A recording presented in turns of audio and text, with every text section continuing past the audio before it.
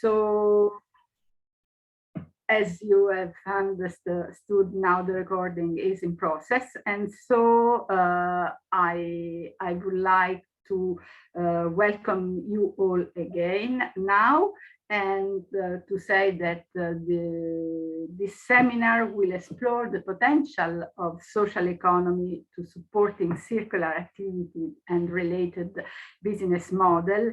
And it is for us the opportunity to launch officially the policy brief on making the most of the social economy contribution to the circular economy, which has been released by the OECD and the European Commission.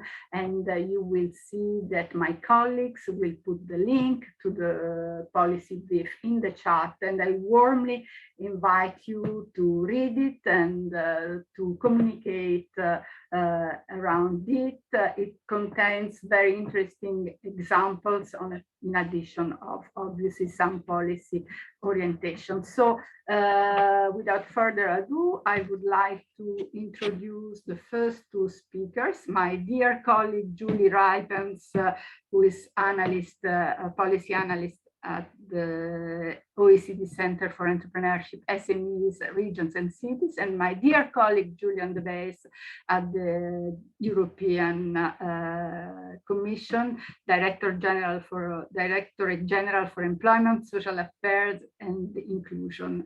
So they will take a few minutes to set the scene and to introduce the main finding of the policy brief. So Julie, the floor is yours, and you will have some 8 minutes to set the scene. Thank you very much. Enjoy the webinar. Thanks a lot, Antonella. I'm really pleased to have this opportunity to present the main findings of this policy brief co-authored with the European Commission on a very, very exciting topic, which is the contribution of the social economy to the circular economy. So, of course, the ongoing recovery from the COVID-19 pandemic offers a unique opportunity to promote a green and inclusive transition, including through the circular economy and the social economy.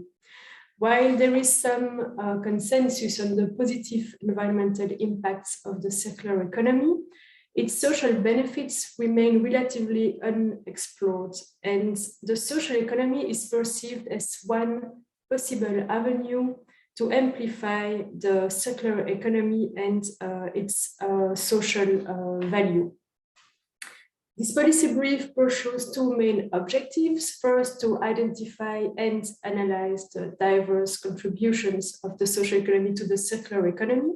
And second, to discuss how to better capitalize on this potential. And to do so, the policy brief relies mainly on desk research and literature review. It presents numerous examples of initiatives and policies in EU countries, but also in OECD member countries to illustrate the narrative, and of course it includes policy orientations.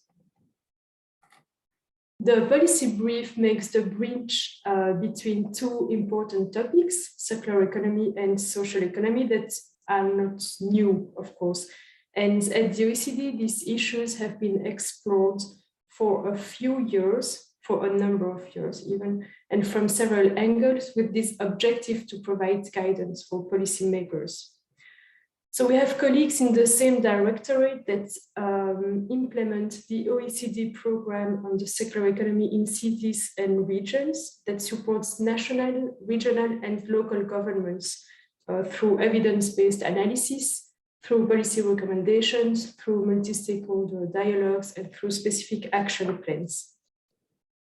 Likewise, we have some colleagues in the Environment Directorate that aim to identify and quantify the environmental and economic impacts of policies to support and facilitate the shift, for example, to better understand the implications on the labor market.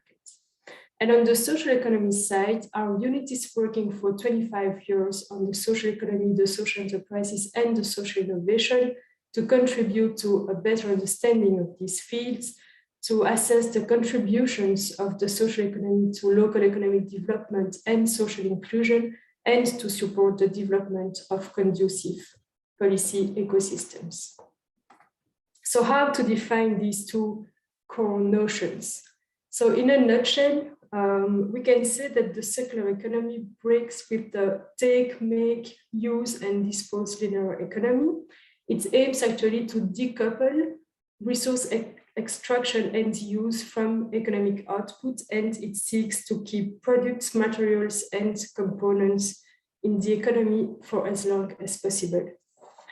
On the other side, what is the social economy? In Europe, it's a significant field that accounts for about 2 million organizations, employing about 6% of the EU workforce. We can define it as the set of associations, cooperatives, mutual organizations, foundations, and social enterprises that share some specific values like solidarity and democracy, and that distinguish themselves from other economic actors in two respects: their raison d'être, so they address social needs and prioritize social impact, and their way to operate. They implement specific business models based on collaboration, typically at the local level. So the potential of the social economy and its pioneer role in job creation linked to the circular economy has been widely recognized. But actually, the social economy can contribute to other aspects of the circular economy. The policy brief identifies 5 main contributions, but for the sake of time, I will focus on 3 of them here. And of course, I let you discover the additional ones in the report. So first contribution.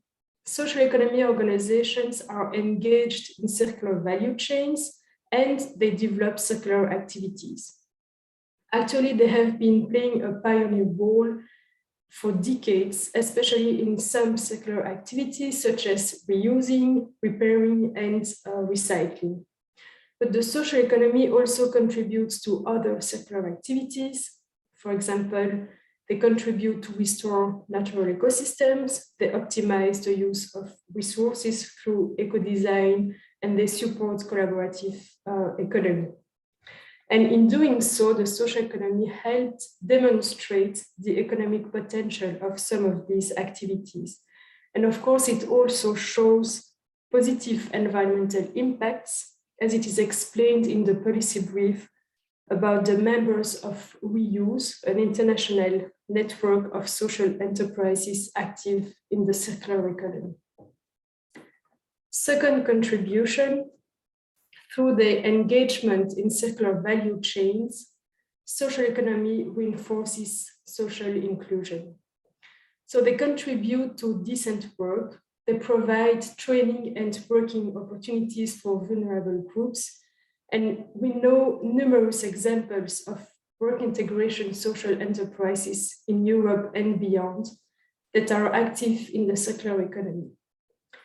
The figures provided by the Reuse members illustrates this element, and we will hear the story of Rediscovery Center on this aspect during the panel discussion. Third contribution, social economy organizations often operate at the local level and can contribute to circular business models based on proximity and collaboration. Proximity and collaboration are critical to organize circular value chains and to facilitate the partnerships between local actors.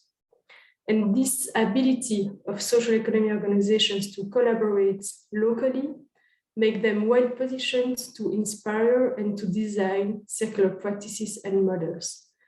But they also make them well positioned to play a specific role in circular value chains, which is a role of integrator that connects local actors with diverse interests and enable their collaboration. And we will hear the story of the Sony and Wood Cooperative on this topic. So these qualities make the social economy a strong partner, among others, of course, for communities and for policymakers in increasing the potential of the circular economy and its social value. To reinforce that, Scaling strategies developed by the social economy can help or can be mobilized to accelerate the circular shift. And these scaling strategies are discussed in the report. But of course, policymakers also have a role to play to help accelerate the shift.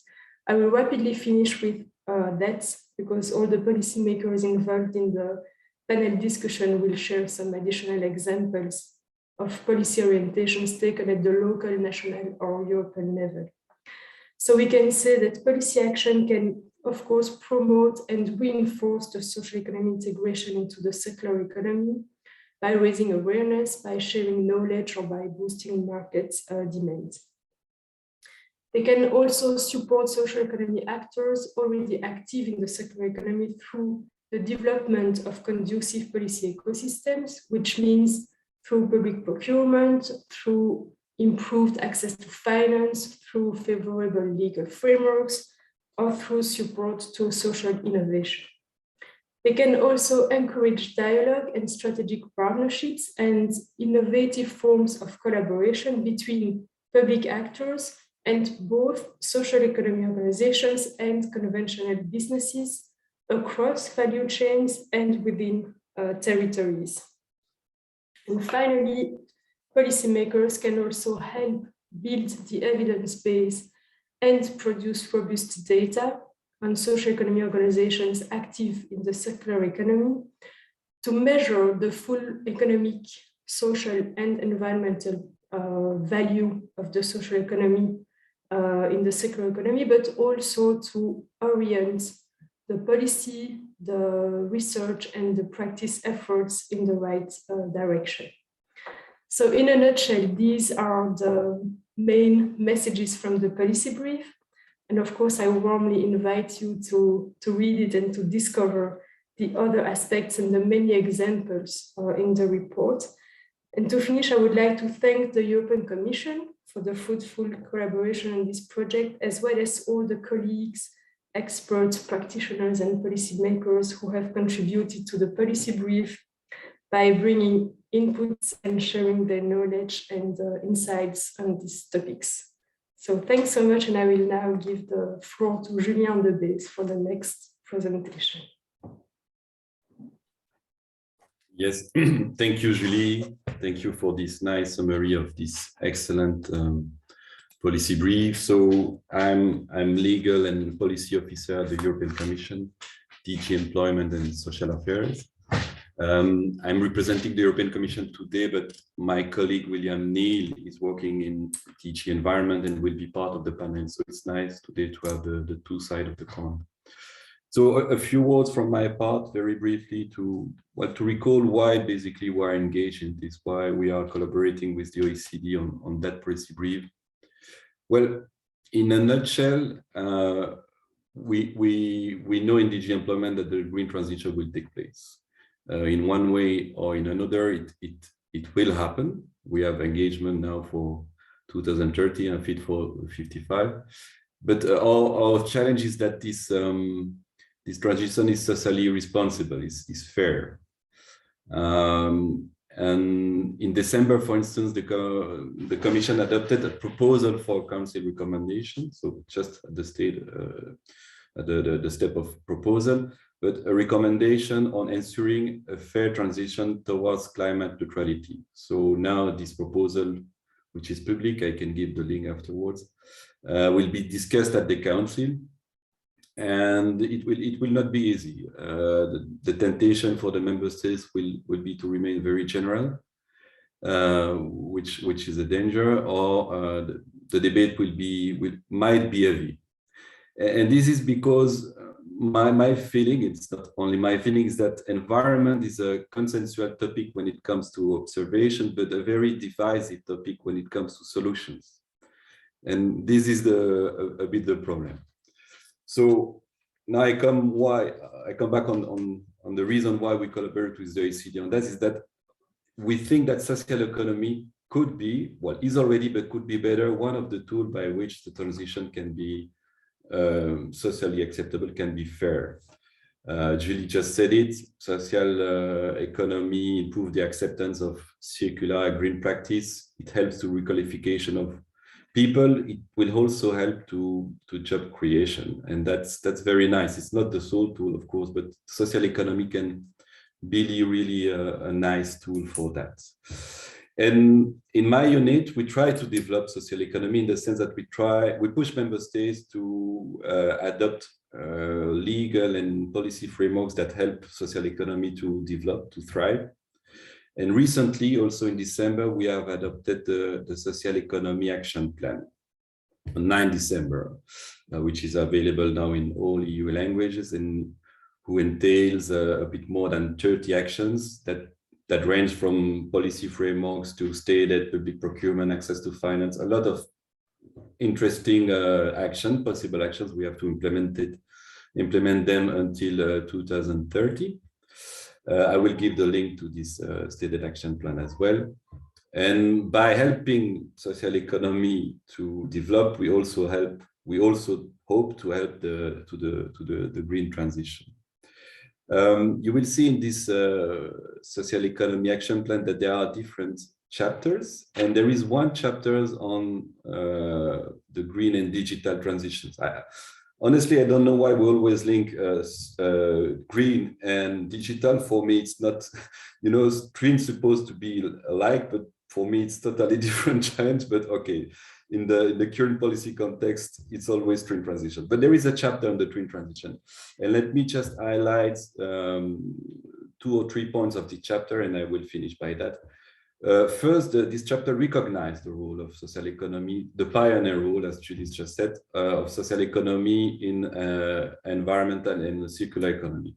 In a time where everyone was just seeing waste, the social economy saw potential and social potential for in these projects. So I think it's important to recognize that.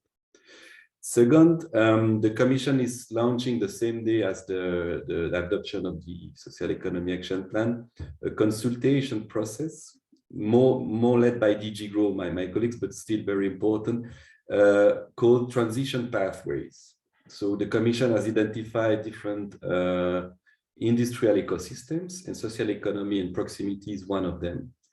And by this consultation process, they want to collaborate with the stakeholders in order to design properly the future policies for a green and digital transition. So I invite you all, after the reading of the Social Economy Action Plan, to read also these transition pathways and to contribute to the survey.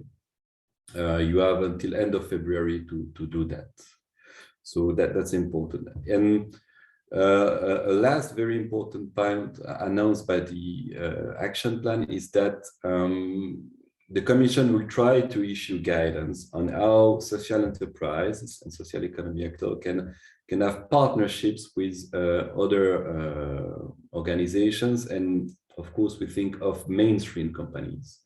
So this policy brief of today, which is launched today, paves the way for this reflection. But the next step, okay, is how do we boost this potential? And one way of boosting this potential is to collaborate with mainstream companies. I think nice scale-ups can happen then. Other things will continue to develop, like the Affordable Housing Initiative and the local green deals. Okay, that's all for my part. I'm looking forward to the panel, and I remain available for questions. And as I said, I will put several links now in the chat for the different documents that I mentioned. Many thanks, Julien and Antonella. Thank you to you, Julien and Julie. And I can now move and present our panelists who accepted to join us to bring their respective perspective on the issue. They come from different organizations, countries, and they have different expertise on this. So let me start to introduce Claire Downey, who is the director for policy and research at the Rediscovery Centre, which is the Irish National Centre for Circular Economy. And Claire has over 18 years of experience in the resources sector, and this is a fellow of a chartered Institute of Waste Management and a board member with the Green Foundation Ireland. Welcome, Claire. Then let me introduce Stefan Kampelman, who is a co-founder and managing director of the Sonian Wood Coop in Belgium, and he has helped establish similar initiatives in Amsterdam and Brussels. And Stefan teaches economics at the Université Libre de Bruxelles, where he is the chair for circular economy and urban metabolism. Then we have the pleasure to have with us Florentin Letizier, who is the deputy mayor of Paris, in charge of the circular economy, the social and solidarity economy, and ecological transition, including the zero waste plan. Bienvenue, Florentin. And we are gifted with the presence of William Neal, who is the advisor on circular economy and green growth for the European Commission Environmental Directorate General. And William is involved in the development and implementation of policies and regulation related to the circular economy. And he works also on sustainable finance and digital aspects of circular economy, and also on social and employment impacts of it. And what makes his present even more interesting is that prior to working in policy, William spent some 13 years in working in social economy organization. And last but not least, we are glad to have here our Luxembourgish delegate at the lead directing committee, Vanessa Schumer, who is the head of the Department of the Social and Solidarity Economy of the Luxembourg Ministry of Labor. And as part of her role, Vanessa helps entrepreneurs to establish and qualify as social impact companies. So I would like now to kick off the panel discussion. Please, all the panelists, remember that you just have 3 minutes. I know it is short, but I know you will make it. So let's start with Claire. Claire, based on the experience that you have with the Rediscovery Center, in your opinion, what are the contribution of the social economy and social enterprises to the circular economy, especially to favor local economic development, increase social inclusion, and revitalize local territories? Thank you, Claire. Thank you, Antonella and the OECD for this opportunity to be part of a distinguished panel and representing the Rediscovery Centre. So I'd like to contribute our perspective as a work integration social enterprise in the circular economy, and I'll try and bring some of the elements of the policy briefing to light based on our experience. So as Julie and Julian mentioned, social enterprises have been pioneers in this area for many decades now, and I think the Rediscovery Centre is a great example of this. For the last 17 years, we've been growing from our origins as part of the redevelopment of a disadvantaged area in North Dublin, Ballymun, to now being the first national centre for a circular economy in Ireland, but still very much rooted in the community. The centre operates out of a transformed boiler house that used to provide district heating to the old flats in Ballymun, but it's now a demonstration and community centre and a base for all our activities, which are in education, demonstration, advocacy, and collaboration. And this was developed in partnership with Dublin City Council, the Government of Ireland, and with EU Life funding. So we run 4 social enterprises in repair and upcycling of fashion, bikes, paint and furniture, and these obviously provide for decent work and training opportunities. And overall we have 40 employees or people on employment schemes working in the centre across various activities, and I'll touch on some of those figures again later on in the figures that the Reuse Network Europe has also provided to this report. We're in a very fortunate position to be a growing organisation at the moment to meet our national remit, but we also want to help to grow the social economy more generally across Ireland. So we've set up what's called a Circular Economy Academy, which is funded by the Environmental Protection Agency. And this provides mentoring and training to help develop new ideas into new social enterprises in the circular economy. For example, this has seen 5 new paint reuse projects start up around the country, and we've set up a new paint reuse network to help support those. We also provide education services to schools, especially in disadvantaged areas with adults and in communities to help raise awareness and sustainability. And we support research and advocacy, so running events and activities to help really engage citizens. We're doing some quite interesting market research right now into citizens' attitudes to the circular economy. And we work at national level to influence policy, and we're growing the research team at the moment. Just finally, I suppose, and all of these points were touched on in the briefing, we do feel collaboration, of course, is extremely important at local, national and EU level. So we're really embedded in the Ballymun community locally through our partnership with Dublin City Council, our local authority.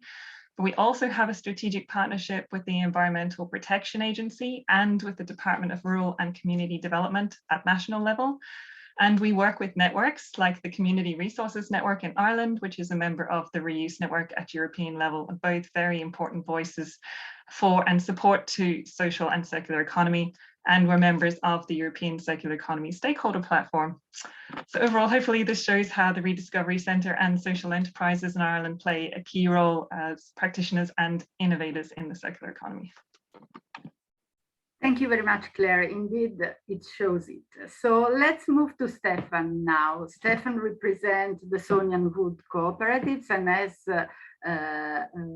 Julie was mentioning before, they play a role of integrator across the circular value chain. So we would be interested, Stefan, in understanding how you have been able to establish a circular value chain while playing this role of connector and integrator.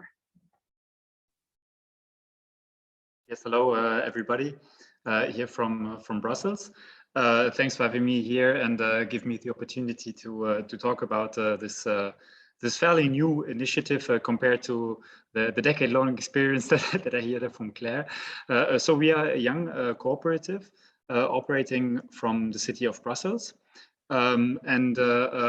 This cooperative includes indeed all steps of the value chain of local wood. So we really work from forestries to milling, drying, the transforming, the product design, and the distribution of objects in local wood. We operate at a very local scale. So we source the wood from the Brussels metropolitan area. And we have the big luck, I guess, to have one of the biggest peri-urban forests in Europe. It's called the Sonian forest. So really do at the same time develop an urban market, but we are a forestry company. We source logs from normal forest operations that exist elsewhere.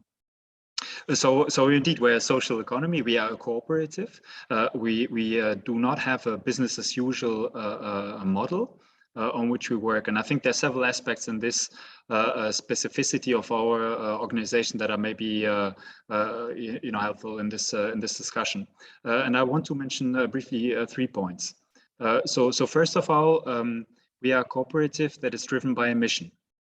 And this is quite different, I think, from a business as usual company where the mission is clearly related to the objective of making profit or delivering growth. So we have a mission that is indeed specifically creating a local value chain for wood.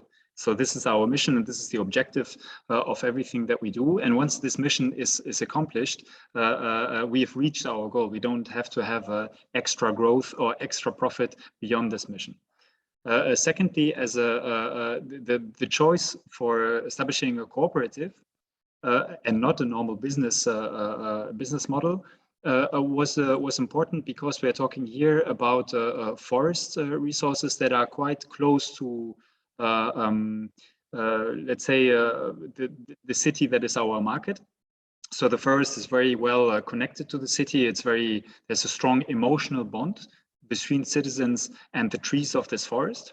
And operating as a business as usual in this context is very difficult because this forest resource is something that has been handed on from generation to generation. We consider it as a common good, and working with this resource needs also a vehicle that establishes trust and an understanding and a lot of goodwill that we need to operate in this context. And thirdly, I want to, I mean, this was all about the difference between us as a cooperative or social economy company and business as usual. But I think I also want to emphasize the difference between cooperative and other social economy organizations. Indeed, I think a lot of these short circuit value chains require not only goodwill and creativity, they also need a lot of capital. A lot of circular initiatives require capital outlays and substantial investments if you want to grow beyond the niche. So now we have a lot of experimentation going on for, let's say, five to 10 years in a lot of different cities, which is very exciting. But I think we're all eager to go beyond the niche and try to make a bigger impact. And for this, you very often you need substantial investments. And a cooperative, I think, contrary to other models like associations or foundations, is able to raise capital because it's fairly easy to emit shares, to incorporate also institutional investors. Without giving away the the energy and the specificity of entrepreneurship. So this is clearly one of the reasons why we opted for a cooperative, because we needed substantial investments. Creating a local value chain for wood is something that requires machinery, the building of a large inventory, and for this the legal possibilities of a cooperative was very attractive for us, and I think they could be also very interesting and promising for other circular value chains. Sorry. Thank you very much, Stefan. We have already a couple of questions from the audience, and I see that one might be for you, Stefan, or for Claire. If you want to address this very short response, the question would be, can you explain a bit the connectivity of product marketing aspects of circular and social economy? Because at the end of the day, as you were just mentioning, Stefan, you will have to sell your products on the market. So just quickly, a little elaboration on this. Well, this is obviously a big trade secret that I can't divulge how we product markets. No, but I think the advantage that we have, I mean, the reason why we can exist is because we can develop products that are close to the urban market. And this is something for which you need to be local and for which you need to be embedded, I think, in a local ecosystem. A lot of the products that we design come from requests of clients, very direct interactions with clients that we have, and this is really one of the main ways in which we add value. So we design products by cooperation and interaction with clients, and not kind of in an industrial process where first you design something and then you try to find a way to market them. Claire, anything you want to add on this? Are you satisfied with this? Yeah, I think the benefits of being a social enterprise in the circular economy is you have so many stories to tell and so many benefits to sell. So it's really about deciding who your audience is and picking the message that works for them. Thank you very much. So we can now move. We can now move to our policymakers. So I have the same question, for Florent and Vanessa. Maybe Florent, you can start. So Florentin, sorry. So given the possible contribution of the social economy, the circular economy, what can policymakers do at the national and local level to help social economy fulfill its potential to drive circular changes? Up to you for 3 minutes, Florentin. Thank you, Antonella, and hello, everyone. So I will speak mostly about the local level because I'm elected in Paris, but of course we work with the state. The mayor of Paris and we are convinced that social and circular economy, they are linked and should play together the role that they deserve in the Parisian economy. And I am lucky to be in charge of both social and circular economy. So it's my mission to work them, to make them work together. And I would say that first of all, the national law give us new instruments to do it, to work on local and so on circular and social economy by defining social economy in a law in 2014, and by setting goals for circular economy later on. For example, according to the law, we should fight single-use plastic and develop deposit systems. When a law is passed with such goal, the economic actors prepare for transition, and new economic actors are emerging, and we have to support them, of course. We have to support the dynamic. But beyond regulation, standards must also evolve. In buildings, for example, we are not allowed today to reuse false ceilings because they must be validated as fire resistant. And this certification is only given for new materials.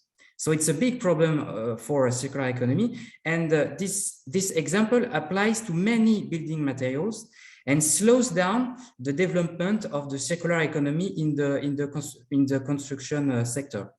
So my goal is to contribute to create jobs in social and circular economy in Paris.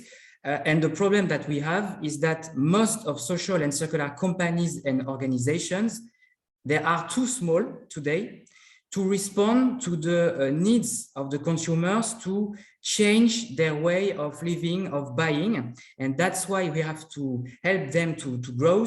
So as an elected people from Paris, I speak with ministers about what we do in Paris to have some finances from the state. I have many things to say about it, but I don't have so many times. So, but as a city of Paris, we do three things mostly to help these companies and organizations to grow. First, we finance them. Second, we help them to find commercial premises, because in Paris it's very expensive to find some commercial premises. So the city of Paris is there to help. And finally, of course, we communicate because, for example, the social networks of the city of Paris, they are they are followed by millions of people. So when we communicate on those firms, on those organizations, or on those beautiful stories, we help them to find new consumers, and we help them to grow. Thank you, Florentin. You have mentioned a very important aspect: the size of the company versus the impact the company can make. Vanessa, we want to hear from you from the perspective of the government in Luxembourg. So thank you very much, Antonella, for having invited me as a panelist today. It is a great pleasure to be here with you today, well, at least virtually. So first, I would like to highlight what has been done in Luxembourg in order to promote the social circular economy. One must understand that in order to ensure resilience in a context of crisis, where we are right now, we absolutely must accelerate the change towards the more social and circular economy that will meet the current and future social and societal challenges. Therefore, the Ministry of Labour, Employment and the Social and Solidarity Economy in Luxembourg has initiated in 2021, together with a subcontractor in Luxembourg, a study on social circular economy, so the economy of tomorrow, that has been completely financed by the Department of Social Economy. We have also worked in close collaboration with the Ministry of Economy and the department responsible for the circular economy in Luxembourg. More than 100 interviewees of the sector in Luxembourg and the greater region, so German, Belgian and French entities, were asked their opinion on the most social and circular economy and how we can contribute to it. The study enabled us finally to define key concepts of social economy and circular economy, collect information on the ecosystem, and identify strategic areas and key actions for the development of a social circular economy in Luxembourg and the greater region. So in total, we have identified 3 main strategic areas, which are the following. It's awareness raising, of course, tooling up, and scaling up. So let me be more precise. We believe that implementing a clear national vision and strategy on social circular economy is key to the success of unleashing the potential of social economy vis-à-vis the circular economy. An interministerial committee for circular economy is already in place in Luxembourg, which missions could be enlarged to social economy as well. I would also like to highlight the fact that involving all stakeholders is quintessential. So furthermore, we believe that we as policymakers should organize further events on social circular economy in order to highlight its importance and raise awareness. Once people have recognized the importance of the economy of tomorrow, policymakers can work on tooling up. Well, what do I mean? Policymakers could work, for instance, on the implementation of pilot projects between traditional companies and social economy entities, focusing as well on the circular economy. Finally, in order to allow the scaling up of the sector, policymakers could work on integrating social and circular clauses for public procurements, which is also an important point. And I strongly believe that we can do a lot at national level to promote actors of social circular economy that are already in place and support them in their activities, because there are a lot of social impact companies already respecting and taking into account the principles of circular economy as well. Thank you very much, Vanessa, for this very concrete example of what could policymakers do, and also for underlining the importance of implementing the pilot process from which other countries can learn. So let's go back now to our two practitioners. So no, sorry, let's go back now. Let's go now to William. Sorry, we moved from the local, then to the national, and now we go towards the European level. So how do you see, what potential does the European Commission see for social economy in relation exactly to what Julian was mentioning before, the green transition?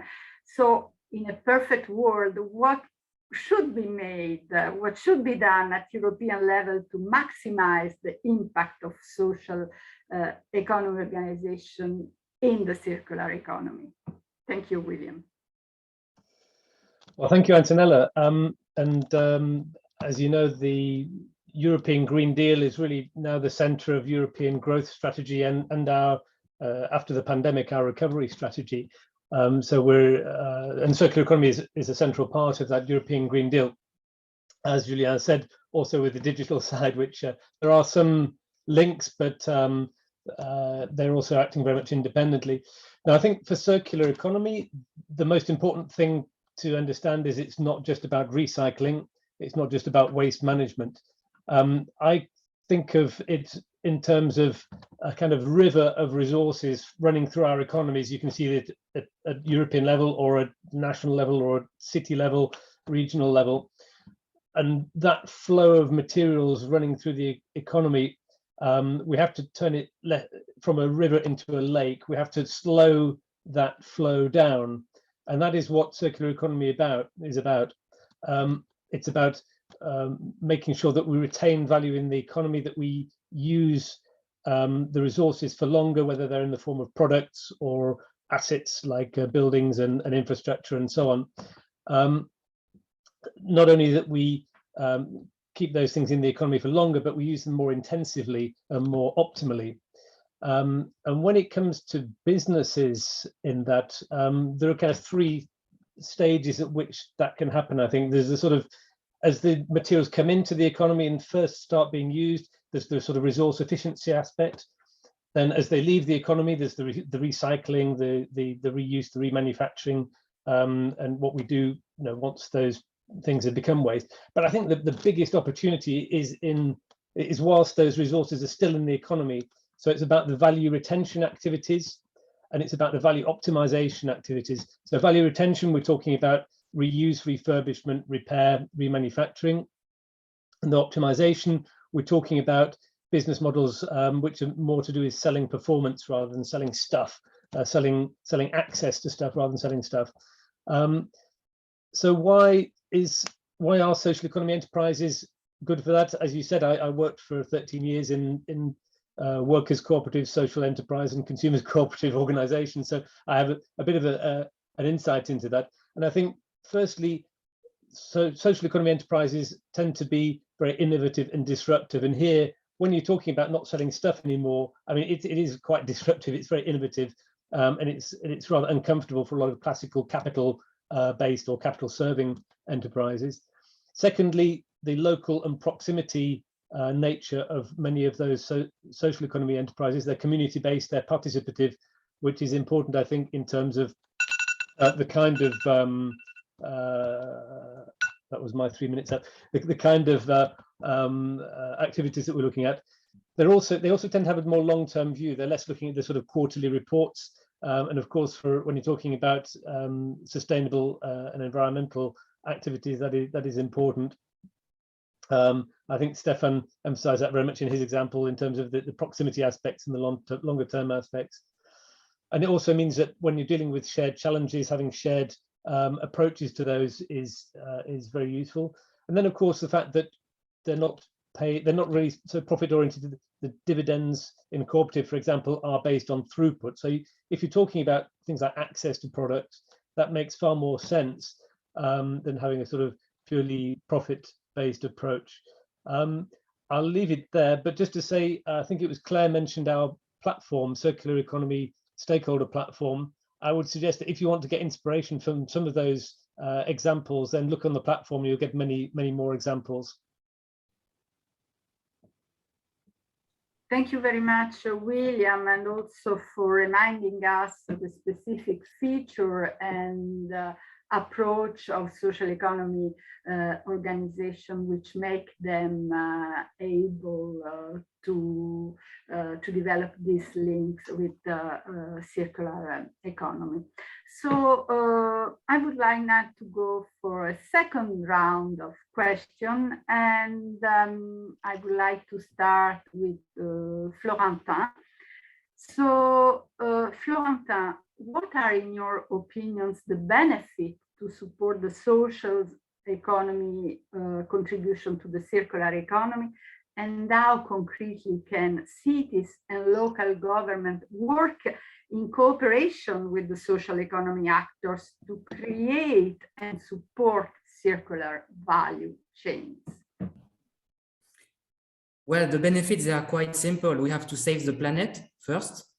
And second, we have to fight against social and economic inequalities. So it's a big goals that are important for states as well, and for of course cities and local political people like me. So and also we have to fulfill the needs of the population, as I said before. So in Paris, more specifically, we identified 5 priority sectors in which we support activities and create new jobs in social and circular economy. Those sectors, they are part of the Parisian, of the history of Paris, and of the specificities of our economy.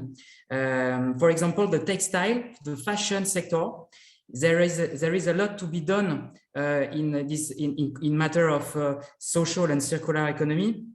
And we also have identified the construction and furniture sector, of course, the electrical and electronic devices sector, deposit scheme, reusable packaging and logistics also. So we help them, we finance organizations, companies in those sectors. We communicate, as I said, we have also a big goal because the Olympic Games, as you know, in 2020, they will take place here in Paris.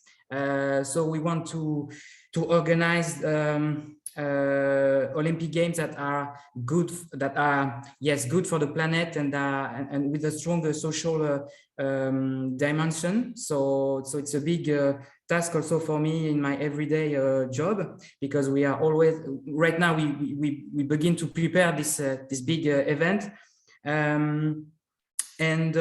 Yes, we have also, and I will finish by this, but we also try to encourage the partnerships between the social and circular sector and the sector who are not so much involved in this, especially I think about some big firms that are transnational firms that are not always very implicated on these subjects. It depends, but it depends. And so I can give you an example. We opened a store in the north of Paris with two firms, two companies, Seb, which is a very big company in the sector of electrical devices, and Ares, the second company, which is a big, a social company who works with disabled people, homeless people, young people who don't have diplomas, and so on. And we opened a store to repair electronic devices. So it's very concrete, and we try to do concrete things and not just speaking. Thank you very much. This is what you need to do if you really want to contribute to save the planet. Words and actions. Thank you very much, Florentin. So let's go back now to Claire and Stefan. So would you like to tell us, because we imagine there are many of those, what are the biggest challenges that social economy organizations and social enterprises face to contribute to the circular value chains, and what advice would you have for others wanting to start similar endeavors, or to policymakers who are looking at creating conducive ecosystem to support social and solidarity economy? So give us a little bit of guidance, both for practitioners and for policymakers, please. And Stefan, you can start, and please keep your 3 minutes. Yes, yeah, thanks for that question. I'll be very glad to share my my perspective as a practitioner on this. But you know, as a way of context, before I became an entrepreneur and practitioner of this, I spent years and years as academic and consultant talking about this, and you know, drawing circular diagrams and telling the world about the different R's that there are and all this. And now as an entrepreneur, I think I slightly changed my perspective, and I see that you know, the biggest challenge is not necessarily drawing the most circular diagram, or you know, fitting into you know, big business models. But it's really about the, you know, challenges that every entrepreneur faces. You know, really mundane challenges of you know, getting your cash flow right and managing your employees and that sort of thing, like a very mundane task of running a business. And I think for the for circular economy and social organizations, it's a big part of, you know, just you know, getting your business right and going forward. And I think sometimes if you look you know, at policy discussions or guidelines, I feel that there's maybe an underestimation of how important entrepreneurship and entrepreneurial scene is in each specific city or region. I think if you don't have a strong entrepreneurial scene, no matter how much boost you try to give it from a policymaker perspective, there's no echo in your local context if you don't have the entrepreneurs that can stand up and, you know, create business models.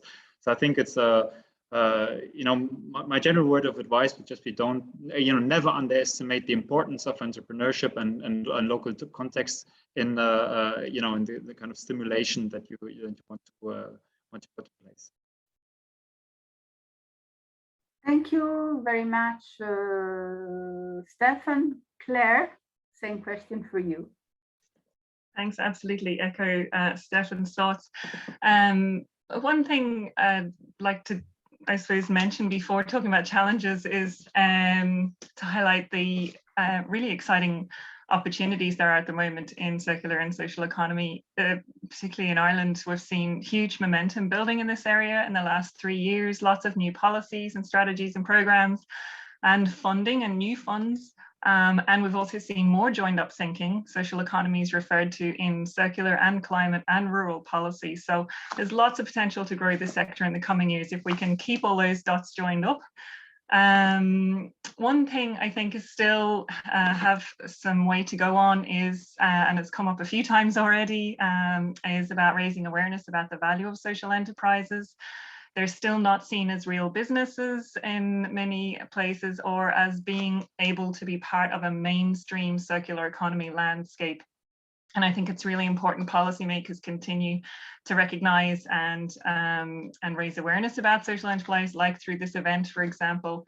And I suppose at a local level, we're part of a programme called Arise, funded by the Department of Rural Community Development here, which is specifically about raising awareness of social enterprises. And we'll be doing a project to flag, I suppose, the role of circular economy in that and how innovative and how they're important as practitioners as well. And that's been underlined again by some of the research we've been involved in recently. We know social enterprises are important as practitioners in Ireland. They make up more than half of all of the secondhand outlets in Ireland, which we found from a mapping exercise.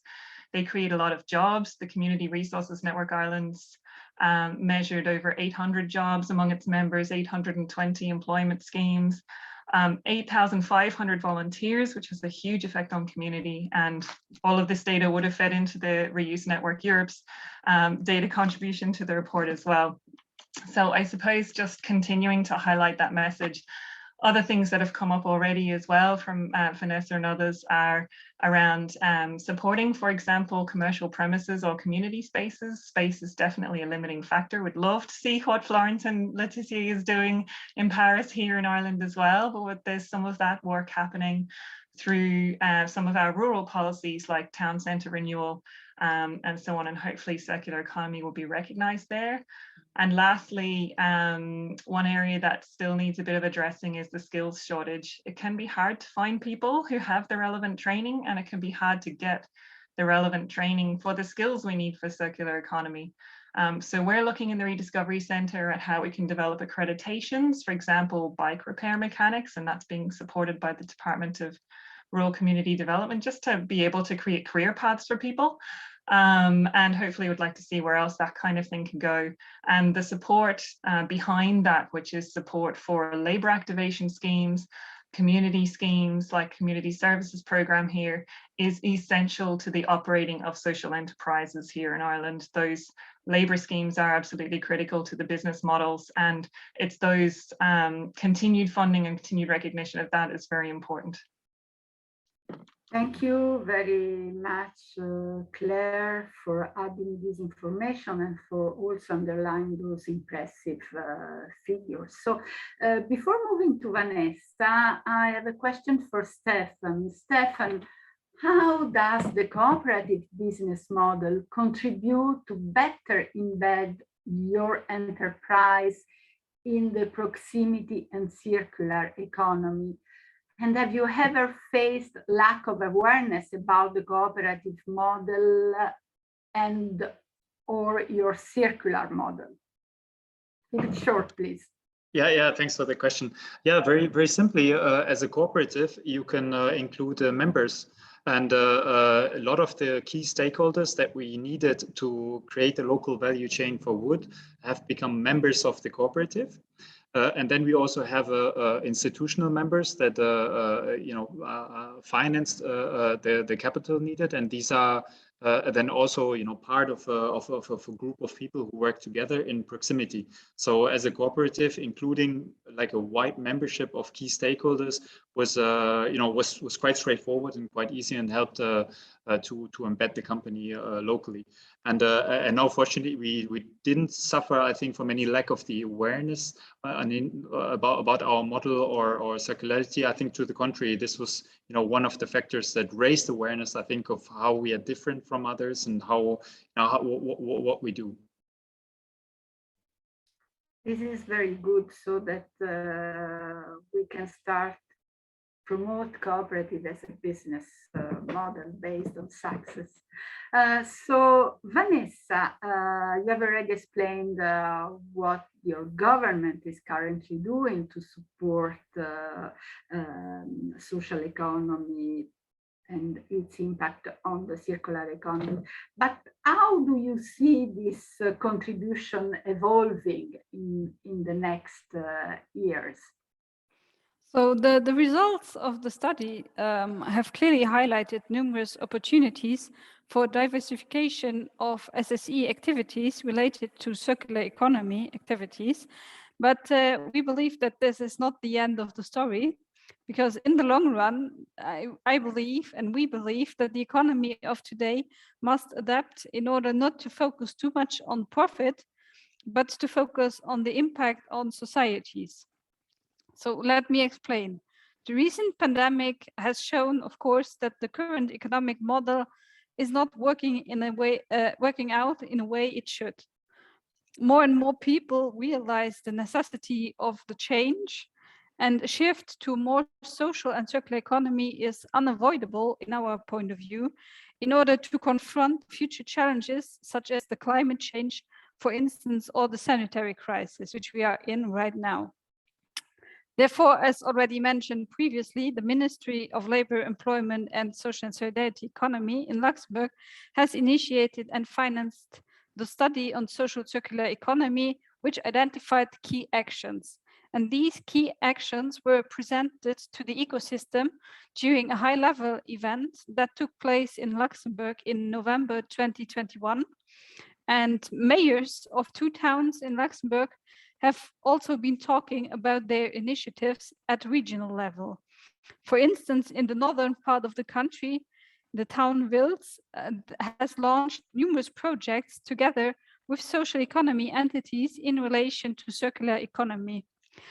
Let me just give you an example. So we have an atelier, Klimbim, it's called, who collects furniture from elderly people, which are then being upcycled by a social economy entity who employs people willing to reintegrate the labor market.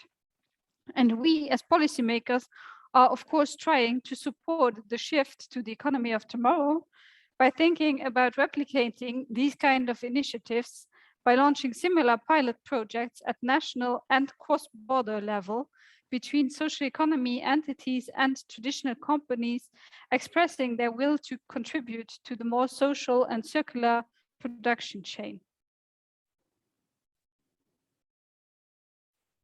Thank you very much, Vanessa. And now up to you, William, always looking at the future. What are the next steps for the European Commission with respect to this? And what are your priorities for the next 5 to 10 years?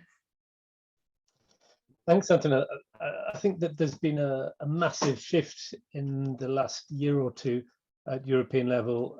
One is that environment policy through the Green Deal has become the concern not only of the Environment Directorate General, but very much shared with our industrial and enterprise colleagues, with Julien and his colleagues in the Employment Directorate General, and many other parts of the Commission. But also a really substantial change is, in the past, environment policy has been very much about legislation to punish polluters. So we were saying, here are the limits of what you're allowed to do. And just recently we've started to, and actually businesses told us, well, yeah, just leave us alone. You know, the business of business is business. The less regulation we have, the better. Recently, we started to work, and this will be adopted on the 30th of March, if everything goes well. We are working on Sustainable Product Initiative. Now, this is legislation which will establish minimum physical requirements for any product put on the European market. So we're using the collective power of our 450 million consumers to say, here, here for this product group or that product group are design requirements, and those will be established around durability, repairability, and all of the and ability to take products apart and so on. So and also about the materials which are in those products. So that I think will contribute to making viable a lot more circular business models. But also within that there will be data requirements, not only physical requirements. We're going to bring in a digital product passport, so you'd have a scannable identifier on every product, giving you access to information about spares availability, about how to disassemble, about the components and materials in a product. So I think that's a substantial sea change. Second thing I would say is on the financial side, we're working, you may have heard of the taxonomy for sustainable finance in relation recently to nuclear or gas energy, but we're working on it in relation to circular economic activities as well. So we will be defining what is a substantial contribution to circularity, not only in certain economic activities, but horizontally through certain business models, which will give access to more beneficial financial terms. And then finally, I would say in terms of our regional funding, social funding, and particularly through our recovery and resilience funding, which is really managed by member states in their plans. We're seeing a lot of work on building renovation. Florentin was mentioning building renovation, but also on other forms of entrepreneurship. And we're trying to encourage member states to include circular and social entrepreneurship in that. So I think there's a huge amount to work on. We really need to look more at the labour market impacts of circular economy and how that can be seen through social economy solutions. At the moment, if you look at the sort of general equilibrium sort of models of labour markets, they don't capture the real potential of circular economy or social economy. And I think we need to do a lot more work on that moving forward, and we will certainly be paying a lot of attention to that. Thank you. Great ambitions, many challenges. Commitment from everyone is needed to achieve this. So all your rich contributions are generating a nice flow of questions that I will put to you later on. But now I would like to ask to our colleague Ander Eizaguirre, who works as a policy analyst in the Water Governance and Circular Economy Unit at the CFE, to identify 4 or 5 main takeaways from this rich discussion. Good luck with this, Ander. Thank you very much, Antonella. It has been a very enriching discussion, and I will try to identify these takeaways. So, first of all, allow me to start by saying that within the OECD program, the Circular Economy in Cities and Regions, we have had the chance to work with government, but also with some key stakeholders such as the social enterprises to make the circular economy work in practice. So overall, we have been working with more than 60 cities from both OECD and non-OECD countries, being 70% of them from the European Union. And we have seen that more than half of these cities identify the institutional frameworks and the global agendas, such as the European package on the circular economy, as a driver in advancing towards the shift from a linear to a circular economy. So regarding the takeaways, now I would like to share 3 main messages to highlight, to wrap up this discussion. The first one, I think, is something that has been mentioned by most of the speakers, which is that the circular economy is a shared responsibility across all the stakeholders. So as such, governments, business, the civil society, and all the stakeholders need to play a key role in the transition towards circular economy. We have learned in our case studies that there are some challenges. There is a need for a dialogue across these stakeholders to overcome these challenges and to find some common solutions. So, for example, in the case of social enterprises, there are some challenges to take into account. For example, in Glasgow, in the case of Glasgow, we found that the lack of funding is one of the issues for social enterprises to undertake circular economy activities such as repairing and reusing. Therefore, it's important for governments to create the right conditions and incentives for the circular economy to happen. My second message, and this is linked to what William mentioned, that the circular economy goes beyond recycling and goes beyond optimizing the waste management system, is that attention should be paid to the upstream phases of the circular economy to reduce the raw material extraction and to produce unnecessary waste. So as it has been mentioned during the discussion, activities such as reusing, repurposing are important components of the circular economy, but it's important also to think about the full life cycle of these products.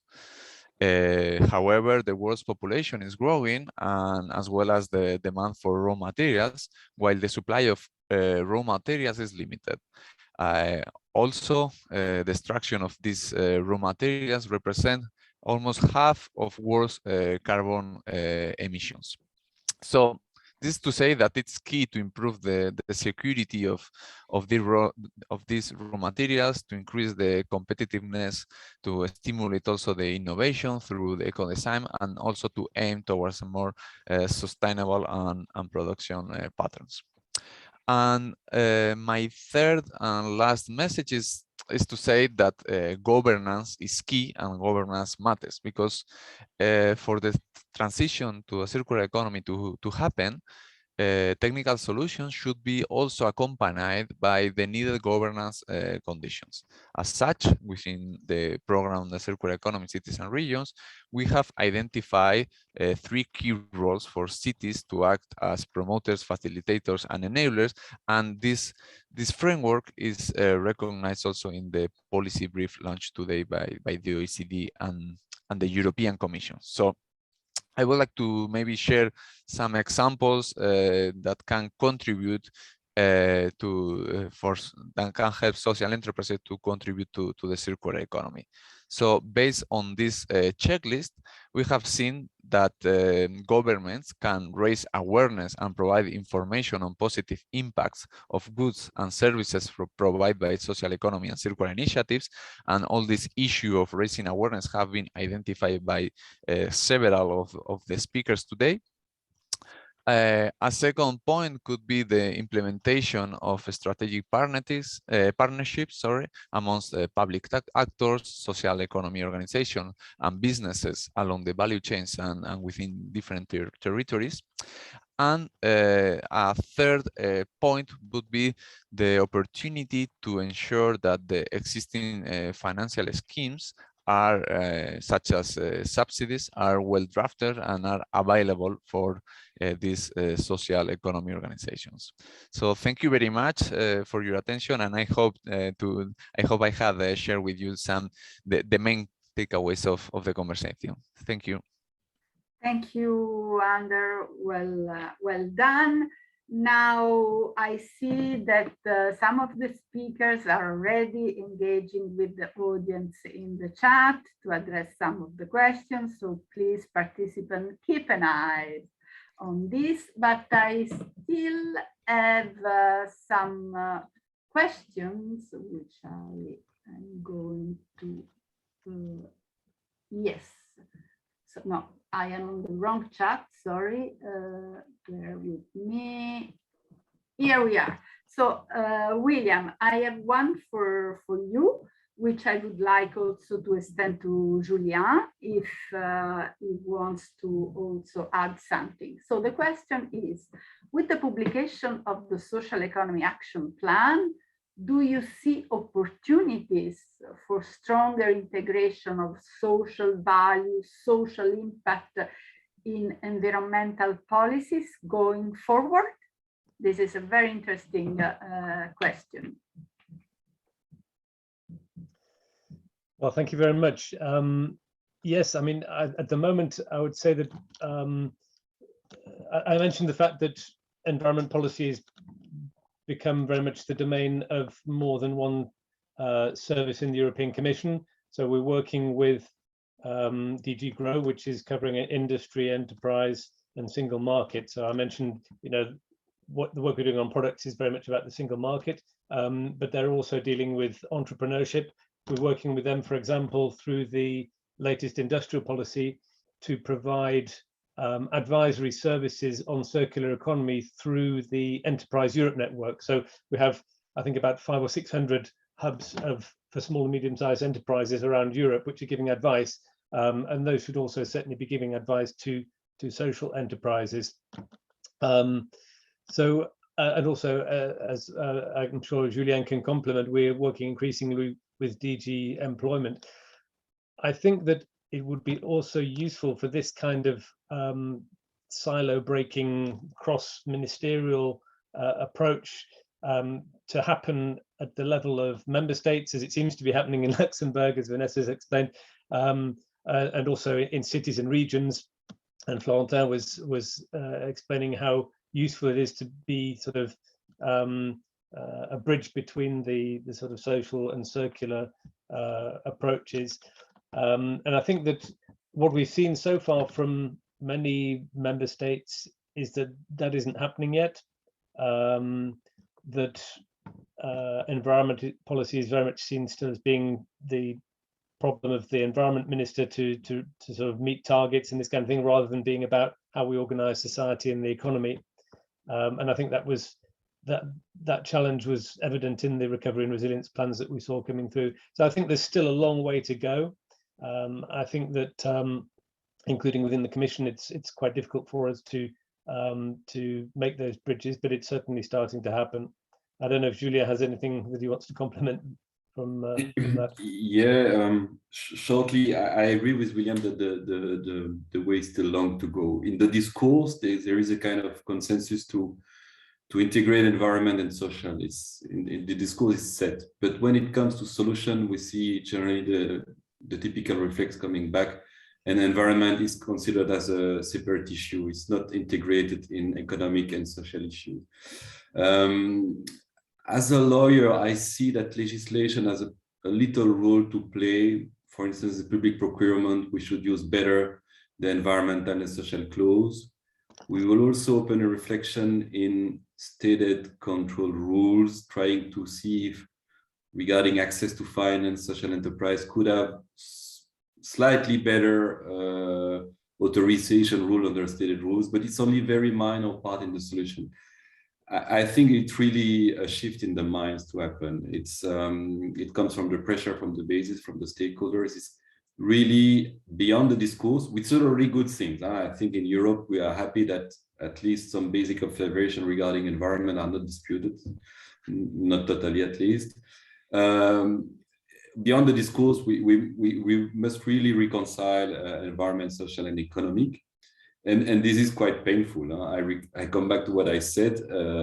Environment is a divisive topic, but there is no obvious solutions to that. Legislation is very part of the response, but really the rest is about awareness, and it's still long. Yeah. Thank you very much, William and Julien. I am going to pick a very interesting and a bit provocative to shake our brains question for whoever wants to take it. So other than promoting entrepreneurship in the social economy, are there any other initiatives aiming at tackling talent waste and therefore developing employment that are particularly targeted at traditionally disfavored professional groups like qualified mid-career female professionals? Who wants to address this?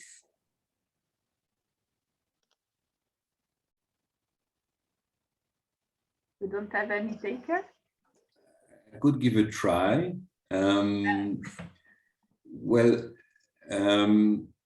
One of the actions that is announced by the Action Plan on Social Economy is the setup of a Youth Entrepreneurship Policy Academy. The idea will be to gather policymakers and youth representatives to basically improve the support package that member states and local authorities are giving to aspiring young entrepreneurs. So it doesn't really reply to the question, which is about mid-career female professionals, but the idea that specific target groups like youth, female entrepreneurs, migrants, people with disabilities must receive specific support is floating, and is certainly more and more recognized. Antonella has some colleagues in the OECD who are really working on what we call inclusive entrepreneurship, and this is specifically their mission, to see, okay, which target group should be supported in order not to waste this talent. That was my cry. Thank you very much. Claire, please go ahead. I see you raised your hand.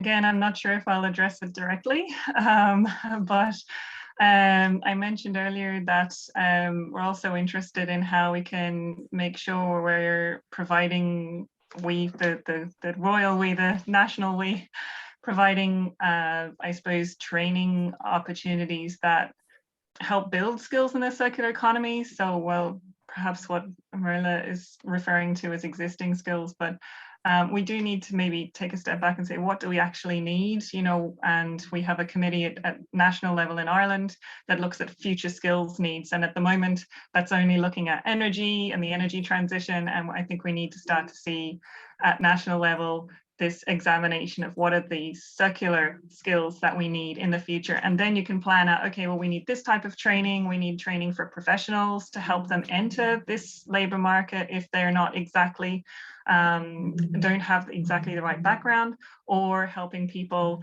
into the area of crafts, or help them into, you know, it's so broad, I suppose, this area that it needs kind of big overview and planning to see what are the skills gaps and what do we need to fill and how do we fill them. And also to have some kind of accreditation and, I suppose, recognized certificates that people can get showing that they've had the training in this area, because that's still very much new as well. Thank you very much, Claire.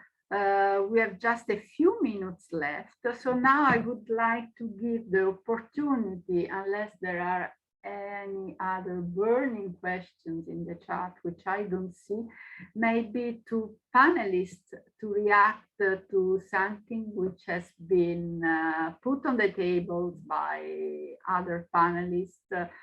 For instance, Claire and Stefan, how do you reflect on what you have heard from the policymakers, and the other way around? So you have some minutes to share with us your thoughts on this, and then I will close.